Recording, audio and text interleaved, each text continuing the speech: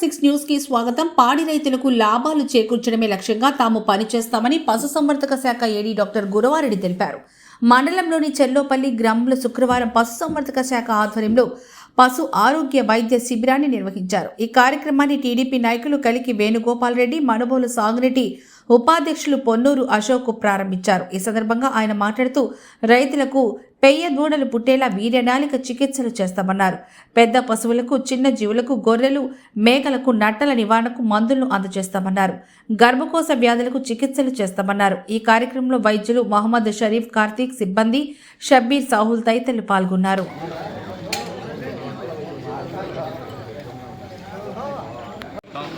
ప్రతిష్టాత్మకంగా చేపట్టినటువంటి పశు ఆరోగ్య శిబిరాలను భాగంగా ఈరోజు మన చెర్లోపల్లి గ్రామంలో నిర్వహించడం జరిగింది.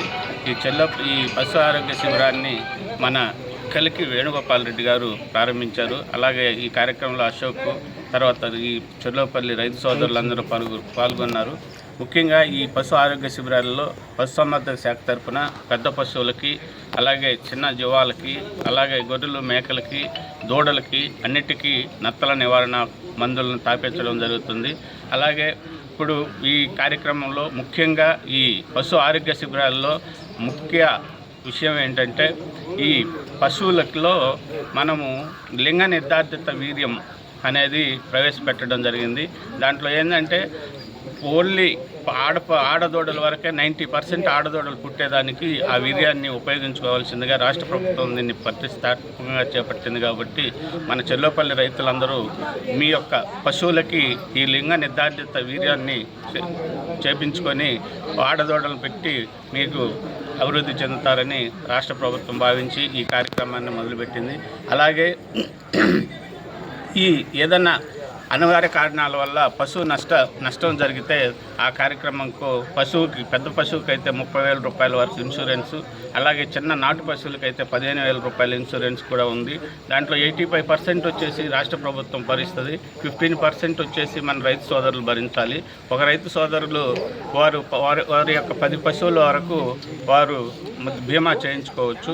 అలాగే ఈ 30,000 వరకే కాదు, ఏ పశువుకైనా అప్ టు ₹1,00,000 దాకా పశువుకి ఇన్సూరెన్స్ చేసుకోవచ్చు. కాకపోతే రాష్ట్ర ప్రభుత్వం ఇచ్చే సబ్సిడీ వాటా మటుకు ₹1,632 మాత్రమే. కాబట్టి మిగిలిన వాటాన్ని రైతు సోదరులు భరించాలి.